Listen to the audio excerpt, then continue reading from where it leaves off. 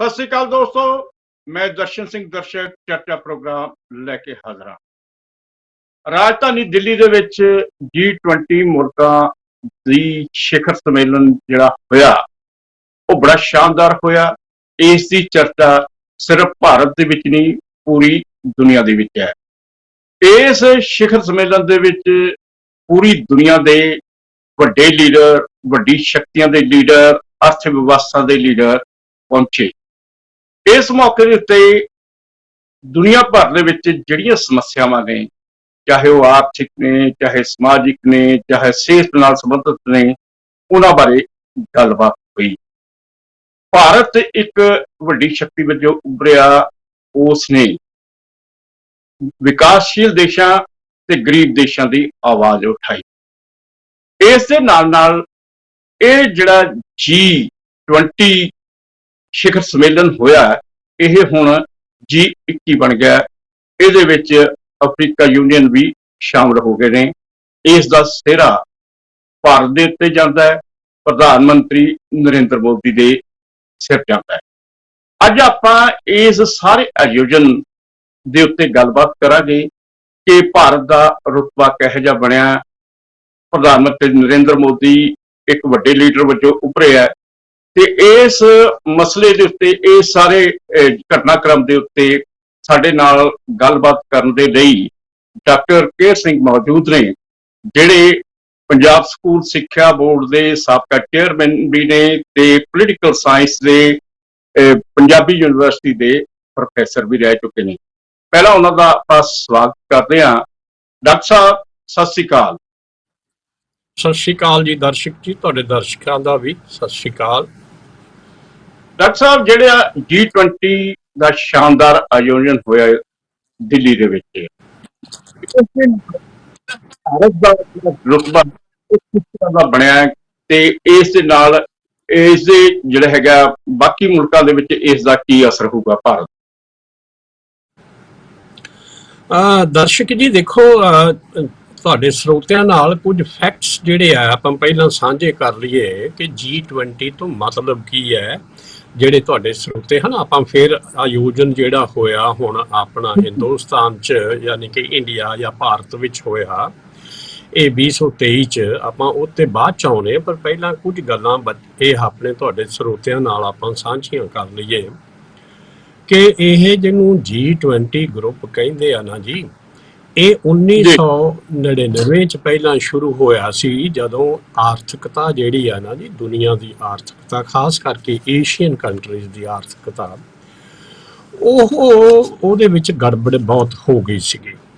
ਤੇ ਇਹ ਉਦੋਂ ਸ਼ੁਰੂ ਹੋਇਆ ਸੀਗਾ ਕਿ ਜਿਹੜੇ ਆਪਣੇ ਫਾਈਨੈਂਸ ਮਿਨਿਸਟਰਸ ਹੁੰਦੇ ਆ ਨਾ ਜੀ, ਉਹਨਾਂ ਤੇ ਆਧਾਰਿਤ ਇਹ ਪਹਿਲਾਂ ਗਰੁੱਪ ਸ਼ੁਰੂ ਕੀਤਾ ਗਿਆ ਸੀ 1999 ਵਿੱਚ। ਹੌਲੀ ਹੌਲੀ ਉਹਦਾ ਵਿਕਾਸ ਹੁੰਦਾ ਹੋਇਆ। ਇਹਦੇ ਵਿੱਚ ਫਿਰ ਦੇਸ਼ਾਂ ਦੇ ਜਿਹੜੇ ਮੁਖੀ ਹੁੰਦੇ ਆ, ਚਾਹੇ ਉਹ ਪ੍ਰਧਾਨ ਹੋਣ, ਚਾਹੇ ਪ੍ਰਧਾਨ ਮੰਤਰੀ ਹੋਣ, ਉਹ ਫਿਰ ਇਹਦੇ ਵਿੱਚ ਆਉਣੇ ਸ਼ੁਰੂ ਹੋ ਗਏ ਤੇ ਇਹ ਇੱਕ ਬਹੁਤ ਮਹੱਤਵਪੂਰਨ ਸੰਸਥਾ ਬਣ ਗਈ। ਤੇ 2008 ਤੋਂ ਲੈ ਕੇ ਲਗਾਤਾਰ ਇਹਦੇ ਸਾਲਾਨਾ ਸੈਸ਼ਨ ਹੋ ਰਹੇ ਆ। ਪਹਿਲਾਂ ਕਈ ਵਾਰ ਵਿੱਚੋਂ ਸਾਲਾਨਾ ਸੈਸ਼ਨ ਵੀ ਨਹੀਂ ਹੁੰਦੇ ਸੀਗੇ। ਔਰ ਤੁਹਾਡੇ ਦਰਸ਼ਕਾਂ ਨੂੰ ਸ਼ਾਇਦ ਇਹ ਪਤਾ ਹੀ ਹੋਏ ਕਿ ਇਹ ਪਿਛਲਾ ਜਿਹੜਾ ਸੈਸ਼ਨ ਹੋਇਆ ਸੀ G20 ਦਾ, ਉਹ ਇੰਡੋਨੇਸ਼ੀਆ ਬਾਲੀ ਵਿੱਚ ਹੋਇਆ ਸੀ ਤੇ ਇਹ ਹੁਣ ਵਾਲਾ ਇਹ ਹਿੰਦੁਸਤਾਨ 'ਚ ਹੋਇਆ ਤੇ ਅਗਲੇ ਵਰੇ ਦਾ ਇਹ ਬ੍ਰਾਜ਼ੀਲ 'ਚ ਹੋਣਾ। ਇਹ ਆਪਾਂ ਨੂੰ ਫਿਰ ਇਸ ਤੋਂ ਬਾਅਦ ਸਾਊਥ ਅਫਰੀਕਾ 'ਚ ਹੋਣਾ। ਸੋ ਇਹ ਤੇ ਕੁਝ ਫੈਕਟਸ ਨੇ G20 ਜਿਹੜਾ ਹੈ। ਔਰ ਜਿਸ ਤਰ੍ਹਾਂ ਤੁਸੀਂ ਮੁੱਢ ਵਿੱਚ ਹੀ ਦੱਸਿਆ ਸੀ ਕਿ ਇਸ ਜਿਹੜਾ ਦੁਨੀਆ ਦੇ ਦੇਸ਼ਾਂ ਦਾ ਇੱਕ ਸਮੂਹ ਹੈ ਨਾ ਜੀ, ਇਹਦਾ ਮੁੱਖ ਜਿਹੜਾ ਜਿਹਨੂੰ ਕਹੀਏ ਨਾ ਫੋਕਸ ਕੀ ਹੈ, ਉਹ ਰਾਜਨੀਤੀ ਦਾ ਫੋਕਸ ਨਹੀਂ ਹੁੰਦਾ, ਜੀਓ ਪੋਲਿਟਿਕਸ ਇਹਦੇ ਵਿੱਚ ਨਹੀਂ ਹੈ।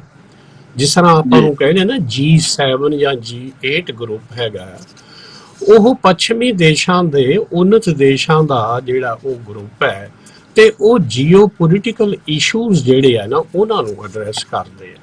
ਯਾਨੀ ਕਿ ਸੰਸਾਰ ਭਰ ਦੇ ਵਿਸ਼ਵ ਦੇ ਜਿਹੜੇ ਸਿਆਸੀ ਮੁੱਦੇ ਹੁੰਦੇ ਆ, ਉਹਨਾਂ ਵੱਲ ਉਹ ਵਧੇਰੇ ਧਿਆਨ ਦਿੰਦੇ ਆ।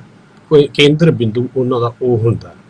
ਔਰ ਇਹਨਾਂ ਦਾ ਜਿਹੜਾ G20 ਤੇ ਜਿਹੜਾ ਹੁਣ G21 ਹੋ ਗਿਆ, ਜਿਸ ਤਰ੍ਹਾਂ ਤੁਸੀਂ ਦੱਸ ਰਹੇ ਸੀਗੇ ਕਿ ਇਹਨਾਂ ਦਾ ਕੇਂਦਰ ਬਿੰਦੂ ਜਿਹੜਾ ਵਿਚਾਰ ਵਾਸਤੇ ਹੁੰਦਾ ਉਹ ਆਰਥਿਕਤਾ ਹੁੰਦੀ ਹੈ, ਐਨਵਾਇਰਨਮੈਂਟ ਯਾਨੀ ਕਿ ਵਾਤਾਵਰਨ ਹੁੰਦਾ, ਸਿਹਤ ਹੁੰਦੀ ਹੈ, ਸਿੱਖਿਆ ਹੁੰਦੀ ਹੈ, ਤੇ ਆਪਸੀ ਸਾਂਝਾਂ ਪਾਉਣ ਦਾ ਔਰ ਵਿਕਾਸ ਕਰਨ ਵਾਸਤੇ ਸਹਿਯੋਗ ਕਰਨਾ ਜਿਹੜਾ ਹੈ ਉਹ ਇਹਦੇ ਕੇਂਦਰ ਬਿੰਦੂ ਹੁੰਦੇ ਹੈ। ਸਿਆਸਤ ਇਹਦੇ ਵਿੱਚ ਨਹੀਂ ਹੁੰਦੀ, ਯਾਨੀ ਕਿ ਰਾਜਨੀਤਿਕ ਮਸਲੇ ਸਿੱਧੇ ਜਿਹੜੇ ਹੈ ਉਹ ਇਹ ਗਰੁੱਪ ਨਹੀਂ ਲੈਂਦਾ, ਅਸਿੱਧੇ ਰੂਪ ਵਿੱਚ ਆ ਜਾਂਦੇ ਆ। ਆਪਾਂ ਨੂੰ ਪਤਾ, ਉਹਦਾ ਜ਼ਿਕਰ ਵੀ ਆਪਾਂ ਕਰਦੇ ਹਾਂ। ਔਰ ਇੱਕ ਛੋਟੀ ਜਿਹੀ ਹੋਰ ਜਾਣਕਾਰੀ ਜਿਸ ਤਰ੍ਹਾਂ ਤੁਸੀਂ ਵੀ ਦਿੱਤੀ ਸੀ, ਮੈਂ ਉਹ ਜ਼ਿਕਰ ਕਰਦੇ ਹਾਂ ਕਿ ਪਹਿਲਾਂ ਵੀ ਜਿਹੜਾ G20 ਗਰੁੱਪ ਸੀ ਨਾ ਜੀ, ਉਹਦੇ ਵਿੱਚ 19 ਦੇਸ਼ ਸੀਗੇ ਤੇ 20ਵਾਂ ਮੈਂਬਰ ਯੂਰੋਪੀਅਨ ਯੂਨੀਅਨ, ਜਿਸ ਨੂੰ EU ਵੀ ਕਹਿੰਦੇ ਆ, ਯੂਰਪ ਦੀ ਯੂਨੀਅਨ, ਜਿਹਦੇ ਕਈ ਉੱਥੋਂ ਦੇ ਮੈਂਬਰ ਦੇਸ਼ ਹੈਗੇ ਆ, ਉਹ ਸੀਗਾ 20ਵਾਂ। ਤੇ ਹੁਣ 21ਵਾਂ ਜਿਹੜਾ ਹੈ ਉਹ ਅਫਰੀਕਨ ਯੂਨੀਅਨ ਇਸ ਵੇਲੇ ਇਹਦਾ ਮੈਂਬਰ ਬਣ ਗਿਆ। ਔਰ ਅਫਰੀਕਨ ਯੂਨੀਅਨ ਜਿਹੜਾ ਉਹਦੇ ਵਿੱਚ 55 ਮੈਂਬਰ ਹੈਗੇ ਆ। ਸੋ ਇਸ ਕਰਕੇ ਇਹਦਾ ਮਤਲਬ ਜੇ ਕੁੱਲ ਮਿਲਾ ਕੇ ਦੇਖਿਆ ਜਾਏ ਤੇ ਪਹਿਲਾਂ ਜਿੰਨੇ ਦੇਸ਼ ਸੀ ਉਹਨਾਂ ਦੇ ਵਿੱਚ 55 ਦੇਸ਼ ਹੋਰ ਮੈਂਬਰ ਇਹਦੇ ਵਿੱਚ ਸ਼ਾਮਲ ਹੋ ਗਏ ਹੈ।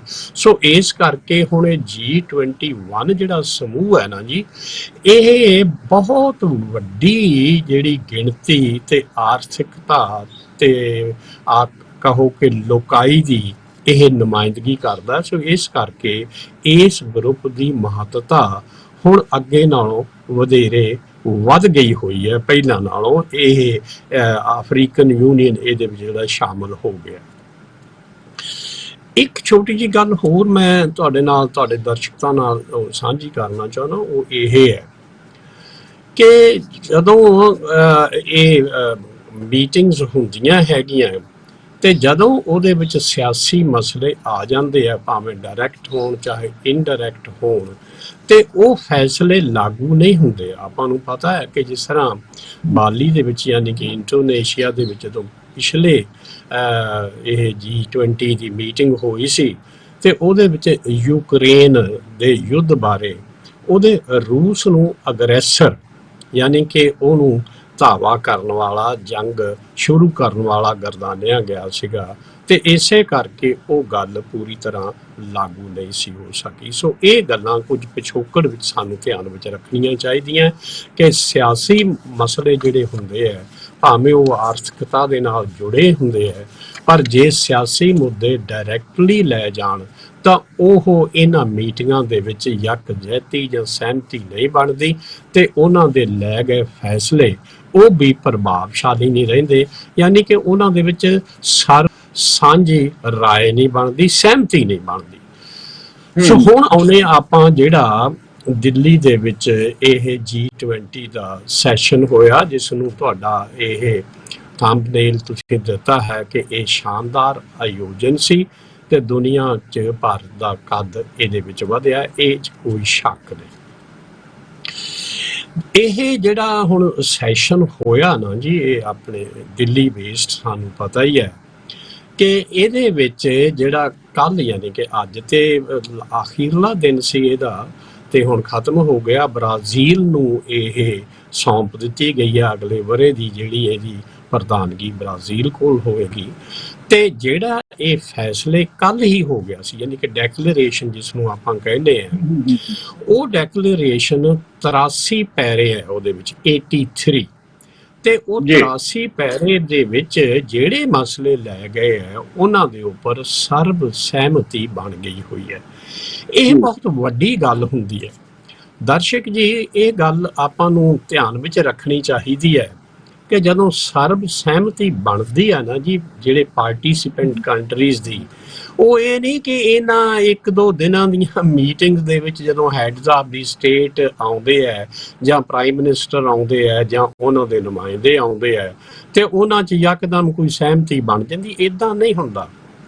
ਇਹ ਆਪਾਂ ਨੂੰ ਧਿਆਨ 'ਚ ਰੱਖਣਾ ਚਾਹੀਦਾ ਹੈ ਕਿ ਇਹਦਾ ਜਿਹੜਾ ਹੈ ਪ੍ਰਬੰਧ G20 ਦਾ ਔਰ ਤਿਆਰੀ ਬਹੁਤ ਪਹਿਲਾਂ ਤੋਂ ਸ਼ੁਰੂ ਹੋ ਚੁੱਕੀ ਹੁੰਦੀ ਹੈ, ਔਰ ਉਹਦੇ ਵਿੱਚ ਵੱਖ-ਵੱਖ ਦੇਸ਼ਾਂ ਦੇ ਜਿਹੜੇ ਨੁਮਾਇੰਦੇ ਆਉਂਦੇ ਆ ਨਾ, ਜਿਨ੍ਹਾਂ ਨੂੰ ਸ਼ੇਰਪਾ ਵੀ ਕਿਹਾ ਗਿਆ ਉਹਨਾਂ ਦੀ, ਯਾਨੀ ਕਿ ਹੈਡਸ ਆਫ ਸਟੇਟ ਦੇ ਰਿਪਰੈਜ਼ੈਂਟੇਟਿਵ ਜਿਹੜੇ ਆਏ ਸੀਗੇ, ਉਹ ਵੱਖ-ਵੱਖ ਖੇਤਰਾਂ ਦੇ ਜਿਹੜੇ ਐਕਸਪਰਟਸ ਹੁੰਦੇ ਆ ਨਾ ਜੀ, ਉਹ ਹਿੰਦੁਸਤਾਨ ਵਿੱਚ ਆਉਂਦੇ ਰਹੇ।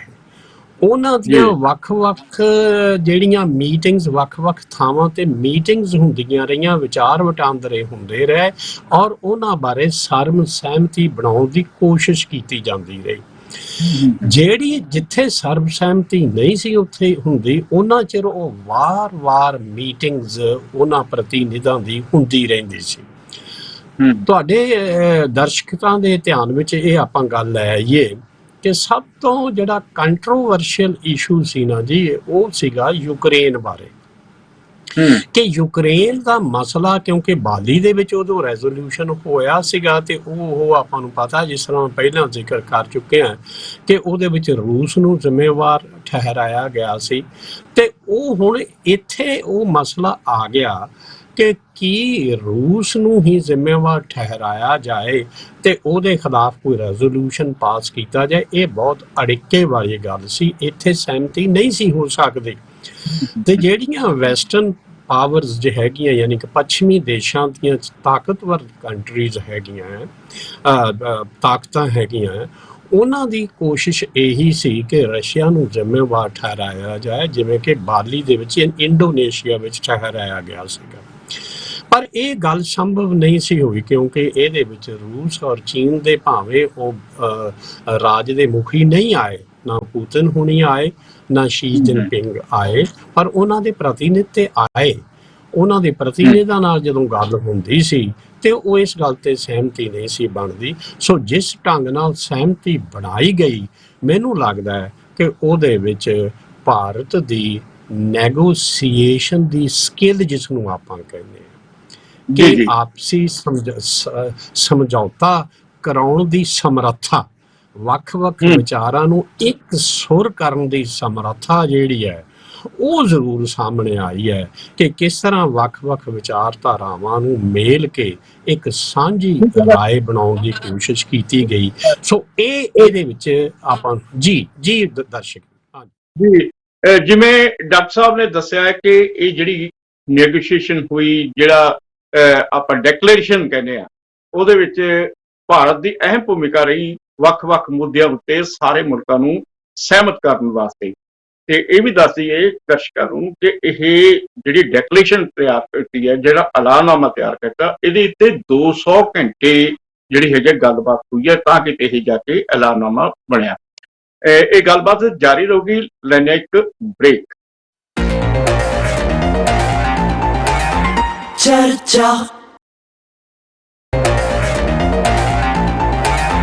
ਚਰਚਾ ਬ੍ਰੇਕ ਤੋਂ ਬਾਅਦ ਫਿਰ ਹਾਜ਼ਰ ਹੁੰਦੇ ਆ। ਡਾਕਟਰ ਸਾਹਿਬ ਨੇ ਇਸ ਸਾਰੇ ਆਯੋਜਨ ਨੂੰ ਬੜੇ ਬਰੀਕੀ ਨਾਲ ਦੇਖਿਆ ਹੈ, ਤੇ ਉਂਝ ਵੀ ਤੁਹਾਨੂੰ ਪਤਾ ਹੀ ਹੈ ਕਿ ਇਹ ਚਾਹੇ ਭਾਰਤ ਦੇ ਸਿਆਸੀ ਮੁੱਦੇ ਹੋਣ ਜਾਂ ਕੌਮਾਂਤਰੀ ਪੱਧਰ ਦੇ ਮੁੱਦੇ ਹੋਣ, ਤੇ ਇਹਨਾਂ ਦਾ ਵਿਸ਼ਾ ਵੀ ਪੋਲੀਟੀਕਲ ਸਾਇੰਸ ਤੇ ਹੈ, ਤੇ ਉਹਨਾਂ ਨੇ ਇਹ ਇੱਕ ਗੱਲ ਤੁਹਾਨੂੰ ਬੜੀ ਬਰੀਕੀ ਨਾਲ ਸਮਝਾਈ ਵੀ ਹੈ।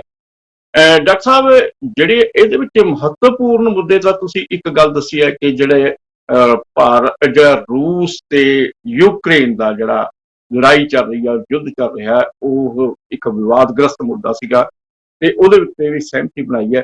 ਹੋਰ ਕਿਹੜੇ ਮੁੱਦੇ ਸੀਗੇ ਜਿਨ੍ਹਾਂ ਦੇ ਉੱਤੇ ਇਸ ਜਿਹੜਾ ਹੈਗਾ, ਜਿਹੜੇ ਪੂਰੀ ਦੁਨੀਆ ਦੇ ਨਾਲ ਜੁੜੇ ਹੋਏ ਨੇ, ਜਿਹੜੇ ਇਸ ਡੈਕਲੇਰੇਸ਼ਨ ਦੇ ਵਿੱਚ ਸ਼ਾਮਲ ਨੇ? ਦਰਸ਼ਕ ਜੀ, ਤੁਹਾਡਾ ਸਵਾਲ ਬਹੁਤ ਵਾਜਬ ਹੈ। ਉਹਦੇ 'ਚ ਮੈਂ ਇਸ ਤੁਹਾਡੇ ਸਵਾਲ ਦਾ ਜਵਾਬ ਦੇਣ ਤੋਂ ਪਹਿਲਾਂ ਮੈਂ ਇੱਕ ਨਿੱਕੀ ਜਿਹੀ ਗੱਲ ਹੋਰ ਜਾਣਕਾਰੀ ਆਪਣੇ ਸਰੋਤਿਆਂ ਨਾਲ ਸਾਂਝੀ ਕਰ ਲਈਏ। ਇੱਕ ਉਹ ਇਹ ਹੈ ਕਿ ਇਹਦੀ ਮੈਂਬਰਸ਼ਿਪ ਜਿਹੜੀ ਆ ਨਾ, ਇਹਦੇ ਬਾਰੇ ਵੀ ਕੁਝ ਦੇਸ਼ਾਂ ਨੇ ਕਿੰਤੂ ਪ੍ਰੰਤੂ ਵੀ ਪਹਿਲਾਂ ਕਰਦੇ ਸੀਗੇ, ਖਾਸ ਕਰਕੇ ਯੂਰਪ ਦੇ ਕੁਝ ਦੇਸ਼ ਜਿਹੜੇ ਕਿ ਯੂਰੋਪੀਅਨ ਯੂਨੀਅਨ ਦੇ ਮੈਂਬਰ ਨਹੀਂ ਸੀਗੇ, ਉਹ ਆਪੋਜੀਸ਼ਨ ਵੀ ਕਰਦੇ ਸੀਗੇ ਕਿ ਵੀ ਇਹ ਰਿਪਰੈਜ਼ੈਂਟੇਟਿਵ ਨਹੀਂ ਹੈ ਸਾਡੇ ਬਿਨਾਂ ਤੇ ਯੂਰੋਪੀਅਨ ਯੂਨੀਅਨ ਜਿਹੜੇ ਮੈਂਬਰ ਨਹੀਂ ਸੀ, ਜਿਸ ਤਰ੍ਹਾਂ ਆਪਣਾ ਆਪਾਂ ਕਹਿੰਦੇ ਸਕੈਂਡੀਨੇਵੀਅਨ ਕੰਟਰੀ ਸੀ, ਨਾਰਵੇ ਨਹੀਂ ਸੀਗੇ ਔਰ ਡੈਨਮਾਰਕ ਨਹੀਂ ਸੀਗੇ, ਔਰ ਇਸ ਤਰ੍ਹਾਂ ਉਹ ਸਪੇਨ ਵਾਲੇ ਵੀ ਆਬਜੈਕਟ ਕਰਦੇ ਸੀਗੇ, ਪੋਲੈਂਡ ਵੀ ਆਬਜੈਕਟ ਕਰਦਾ ਸੀ। ਪਰ ਅਲਟੀਮੇਟਲੀ ਹੁਣ ਉਹ ਕੋਈ ਰੌਲਾ ਨਹੀਂ ਰਿਹਾ ਕਿਉਂਕਿ ਉਹਨਾਂ ਨੂੰ ਵੀ ਉਹਨਾਂ ਦੇ ਨੁਮਾਇੰਦੇ ਵੀ ਇਹ ਸ਼ਾਮਲ ਇਹਦੇ ਵਿੱਚ ਹੋ ਜਾਂਦੇ। ਖੈਰ ਐਨੀ ਜਿਹੜੀ ਗੱਲ ਤੁਸੀਂ ਕਹੀ ਹੈ ਕਿ ਇਹ ਤਾਂ ਮਸਲਾ ਜਿਹੜਾ ਨਾ ਜਿਹਨੂੰ ਆਪਾਂ ਕਿ ਕ੍ਰਿਟੀਕਲ ਮਸਲਾ ਇਹ ਸੀਗਾ ਕਿ ਇਹਨੂੰ ਕਿਵੇਂ ਰਿਜ਼ੋਲਵ ਕੀਤਾ ਜਾਏ ਯੂਕਰੇਨ ਵਾਲੇ ਨੂੰ, ਉਹਨੂੰ ਇਹਨਾਂ ਨੇ ਰਿਜ਼ੋਲਵ ਇਸ ਤਰ੍ਹਾਂ ਢੰਗ ਨਾਲ ਕੀਤਾ ਕਿ ਯੂਕਰੇਨ ਔਰ ਰੂਸ ਦਾ ਜਿਹੜਾ ਚੱਲ ਰਿਹਾ ਹੋਇਆ ਇਹਦਾ ਦੁਨੀਆ ਦੀ ਆਰਥਿਕਤਾ ਤੇ ਬਹੁਤ ਬੁਰਾ ਅਸਰ ਪੈ ਰਿਹਾ ਹੋਇਆ, ਕਿਉਂਕਿ ਉਹ ਬੇਸਿਕਲੀ ਇਹ ਗਰੁੱਪ 20 ਜਿਹੜਾ ਹੈ ਨਾ ਕਿ ਆਰਥਿਕਤਾ ਨਾਲ, ਮੁਦਰਾ ਨਾਲ, ਸਿਹਤ ਨਾਲ, ਇਹਦੇ ਨਾਲ ਸੰਬੰਧਿਤ ਹੈ ਨਾ ਜੀ, ਔਰ ਗਲੋਬਲ ਐਨਵਾਇਰਨਮੈਂਟ ਨਾਲ ਹੈ, ਡਿਵੈਲਪਮੈਂਟ ਨਾਲ ਸੰਬੰਧਿਤ ਹੈਗਾ। ਸੋ ਉਹਨਾਂ ਨੇ ਇਹ ਜਿਹੜੀ ਵਾਰ ਦੀ ਸਿਚੁਏਸ਼ਨ ਹੈਗੀ ਹੈ ਇਸ ਨੂੰ ਦੁਨੀਆ ਦੀ ਆਰਥਿਕਤਾ ਨਾਲ ਜੋੜ ਕੇ ਇਹਦੇ ਤੇ ਫਿਰ ਉਹਨਾਂ ਨੇ ਆਪਣਾ ਵਿਚਾਰ ਪ੍ਰਗਟ ਕੀਤਾ। ਔਰ ਇਹਦੇ ਨਾਲ ਮੈਂ ਤਾਂ ਇਹ ਜ਼ਰੂਰੀ ਸਮਝਦਾ, ਬਾਕੀ ਗੱਲਾਂ ਤੇ ਆਪਾਂ ਬਾਅਦ ਚ ਆਉਂਦੇ ਆ, ਪਰ ਇਹ ਮੁੱਦਾ ਇੰਨਾ ਮਹੱਤਵਪੂਰਨ ਸੀਗਾ ਕਿ ਇਹਦੇ ਵਿੱਚ ਦੇਖੋ ਭਾਰਤ ਦਾ ਇੰਟਰਸਟ ਦੋਹਰਾ ਸੀ, ਜਿਹਦੇ ਵਿੱਚ ਮੈਂ ਸਮਝਦਾ ਹਾਂ ਕਿ ਇੰਡੀਆ ਨੂੰ ਕਾਮਯਾਬੀ ਮਿਲੀ। ਪਹਿਲੀ ਗੱਲ ਤਾਂ ਇਹ ਹੈ ਕਿ ਇਹਨਾਂ ਨੇ ਇਹ ਗੱਲ ਸ਼ਾਮਲ ਕਰ ਲਈ ਆਪਣੇ ਇਹ ਡੈਕਲੇਰੇਸ਼ਨ 'ਚ ਕਿ ਕੋਈ ਵੀ ਦੇਸ਼ ਕਿਸੇ ਦੂਸਰੇ ਦੇਸ਼ ਦੀ ਜ਼ਮੀਨ ਨੂੰ ਤਾਕਤ ਨਾਲ ਹਥਿਆਏਗਾ ਨਹੀਂ, ਯਾਨੀ ਕਿ ਐਗਰੈਸ਼ਨ ਨਾਲ। ਹੁਣ ਇਸ ਵੇਲੇ ਆਪਾਂ ਨੂੰ ਪਤਾ ਹੈ ਕਿ ਰੂਸ ਨੇ ਹੀ ਇਹ ਕੀਤਾ ਸੀ ਨਾ, ਯੂਕਰੇਨ ਦੀ ਕੋਈ ਟੈਰੀਟਰੀ ਜਿਹੜੀ ਆ ਉਹਨਾਂ ਨੂੰ ਆਪਣੇ ਵਿੱਚ ਸ਼ਾਮਲ ਕਰਨੀ, ਉੱਥੇ ਇਲੈਕਸ਼ਨਾਂ ਵੀ ਹੁਣ ਉਹਨਾਂ ਨੇ ਕਰਵਾਉਣ ਦੀ ਕੋਸ਼ਿਸ਼ ਕੀਤੀ ਹੈ। ਸੋ ਇੰਡਾਇਰੈਕਟਲੀ ਉਹਨਾਂ ਨੇ ਇਹ ਕਹਿਤਾ ਤੇ ਇੰਡੀਆ ਦਾ ਵੀ ਇਹੀ ਇੰਟਰਸਟ ਹੈ ਜਿਸ ਤਰ੍ਹਾਂ ਦਾ ਆਪਾਂ ਨੂੰ ਥ੍ਰੈਟ ਹੈ ਚਾਈਨਾ ਵੱਲੋਂ, ਕਿ ਹੁਣ ਚਾਈਨਾ ਵੱਲੋਂ ਜਿਸ ਨੂੰ ਆਪਾਂ ਲਾਈਨ ਆਫ ਐਕਚੁਅਲ ਕੰਟਰੋਲ ਕਹਿੰਦੇ ਹਾਂ, ਉਹਦੇ ਬਾਰੇ ਵੀ ਇਹ ਗੱਲ ਪਾਉਣੀ ਕਿ ਕੋਈ ਵੀ ਦੇਸ਼ ਕਿਸੇ ਦੂਸਰੇ ਦੇਸ਼ ਦੀ ਸਾਵਰਨਟੀ, ਪ੍ਰਭੂ ਸੱਤਾ ਨੂੰ ਚੈਲੰਜ ਨਹੀਂ ਕਰੇਗਾ ਔਰ ਉਹਦੀ ਧਰਤੀ ਦੇ ਉੱਪਰ ਕਿਸੇ ਤਰ੍ਹਾਂ ਦਾ ਅਟੈਕ ਨਹੀਂ ਹੋਏਗਾ। ਪਹਿਲੀ ਗੱਲ ਤਾਂ ਇਹ ਇਹਦੇ ਵਿੱਚ ਸ਼ਾਮਲ ਕਰ ਲਈ। ਦੂਸਰਾ ਮੁੱਦਾ ਜਿਹੜਾ ਸੀ ਉਹ ਸੀ ਟੈਰਰਿਜ਼ਮ ਦਾ, ਜਿਸ ਨੂੰ ਆਪਾਂ ਕਹਿੰਦੇ ਹਾਂ ਆਤੰਕਵਾਦ ਦਾ, ਕਿ ਆਤੰਕਵਾਦੀ ਜਿਹੜੇ ਗਰੁੱਪ ਹਨ ਉਹਨਾਂ ਦੀ ਆਰਥਿਕਤਾ ਹੈਗੀ ਹੈ। ਜਦੋਂ ਉਹਨਾਂ ਨੂੰ ਆਪਾਂ ਆਤੰਕਵਾਦੀ ਗਰੁੱਪਾਂ ਦੀ ਆਰਥਿਕਤਾ ਜਿਹੜੀ ਹੈ ਉਹਨਾਂ ਨੂੰ ਮਜ਼ਬੂਤ ਹੋਣ ਦੀ ਇਜਾਜ਼ਤ ਦੇ ਦਿੰਦੇ ਆ ਤੇ ਆਤੰਕਵਾਦੀ ਗਰੁੱਪ ਜਿਹੜੇ ਆ ਉਹ ਬਹੁਤ ਤਰਥੱਲੀ ਮਚਾਉਂਦੇ ਆ, ਬਹੁਤ ਨੁਕਸਾਨ ਪਹੁੰਚਾਉਂਦੇ ਆ, ਅੰਤਰਰਾਸ਼ਟਰੀ ਪੱਧਰ ਤੇ ਸ਼ਾਂਤੀ ਸਥਾਪਿਤ ਨਹੀਂ ਹੋਣ ਦਿੰਦੇ। ਸੋ ਉਸ ਪ੍ਰਥਾਏ ਵੀ ਜਿਹੜਾ ਫੈਸਲਾ ਇੱਕ ਡੈਕਲੇਰੇਸ਼ਨ ਦੇ ਵਿੱਚ ਦਰਸ਼ਕ ਜੀ ਲਿਆ ਗਿਆ ਉਹ ਇਹ ਹੈ ਕਿ ਟੈਰਰਿਜ਼ਮ ਕਿਸੇ ਵੀ ਰੂਪ ਵਿੱਚ ਹੋਵੇ, ਚਾਹੇ ਉਹ ਸਿਆਸੀ ਹੋਵੇ, ਚਾਹੇ ਧਾਰਮਿਕ ਹੋਵੇ, ਚਾਹੇ ਐਥਨਿਕ ਹੋਵੇ, ਕਿਸੇ ਵੀ ਰੂਪ ਵਿੱਚ ਹੋਵੇ, ਉਹ ਟੈਰਰਿਜ਼ਮ ਨੂੰ ਕੋਈ ਵੀ ਦੇਸ਼ ਫੰਡ ਨਹੀਂ ਕਰੇਗਾ, ਕੋਈ ਵੀ ਟੈਰਰਿਸਟ ਨੂੰ ਪਨਾਹ ਨਹੀਂ ਦੇਗਾ, ਕੋਈ ਵੀ ਦੇਸ਼ ਉਹਨਾਂ ਨੂੰ ਉਤਸ਼ਾਹਿਤ ਨਹੀਂ ਕਰੇਗਾ। ਇਹ ਫੈਸਲਾ ਵੀ ਇਸ ਜਿਹੜੀ ਡੈਕਲੇਰੇਸ਼ਨ ਹੋਈ ਹੈ ਇਹਦੇ ਵਿੱਚ ਹੋ ਗਿਆ। ਔਰ ਆਪਾਂ ਨੂੰ ਪਤਾ ਹੀ ਹੈ ਕਿ ਜਿਹੜੀਆਂ ਟੈਰਰਿਸਟ ਆਰਗੇਨਾਈਜੇਸ਼ਨਸ ਕੁਝ ਹੈਗੀਆਂ ਜਿਨ੍ਹਾਂ ਤੋਂ ਭਾਰਤ ਡਰਿਆ ਹੋਇਆ, ਜਿਹਨਾਂ ਨੂੰ ਆਪਾਂ ਕਹਿੰਦੇ ਥ੍ਰੈਟਨਡ ਫੀਲ ਕਰਦਾ, ਚਾਹੇ ਉਹ ਆਪਾਂ ਨੂੰ ਲੱਗੇ ਕਿ ਕਸ਼ਮੀਰ ਦੇ ਵਿੱਚ ਖਾਸ ਕਰਕੇ ਜ਼ਿਆਦਾ ਜਿਹੜੀਆਂ ਹੈਗੀਆਂ ਜਿੱਥੇ ਉਹਨਾਂ ਨੂੰ ਟ੍ਰੇਨਿੰਗ ਦੇ ਕੇ ਭੇਜਿਆ ਜਾਂਦਾ। ਸੋ ਮੈਂ ਸਮਝਦਾ ਕਿ ਇਹ ਵੀ ਡੈਕਲੇਰੇਸ਼ਨ ਯੂਨੀਵਰਸਲੀ ਐਕਸੈਪਟਡ ਜਿਹੜੀ ਹੈ ਉਹ ਇਹ ਪ੍ਰਵਾਨ ਹੋ ਗਈ। ਇਹ ਤਾਂ ਸੀਗੇ ਸਿਆਸੀ ਪੱਖ ਜਿਹੜੇ ਜਿਨ੍ਹਾਂ ਦੀ ਮੈਂ ਮੁੱਢ 'ਚ ਪਹਿਲਾਂ ਗੱਲ ਕਰ ਰਿਹਾ। ਹੁਣ ਰਹਿਣਾ ਦੂਜੀਆਂ ਗੱਲਾਂ ਤੇ ਉਹ ਹੈਗਾ ਕਿ ਇਸ ਵੇਲੇ ਜਿਹੜੇ ਕੇਂਦਰ ਵਿੱਚ ਰਹੇ ਨਾ ਜੀ ਦੋ ਚੀਜ਼ਾਂ ਜਿਹੜੀਆਂ ਇਹ G20 ਸੈਸ਼ਨ ਦੀਆਂ, ਉਹ ਇਹ ਸੀਗਾ ਕਿ ਜਿਹੜਾ ਆਰਥਿਕ ਵਿਕਾਸ ਹੋਣਾ ਹੈ ਉਹਦਾ ਦਿਸ਼ਾ ਕੀ ਹੋਏ, ਉਹਦੇ ਕੇਂਦਰ ਬਿੰਦੂ ਕੀ ਹੋਣ, ਉਹ ਕਿਸ ਦਿਸ਼ਾ ਦੇ ਵਿੱਚ ਕੀਤਾ ਜਾਏ।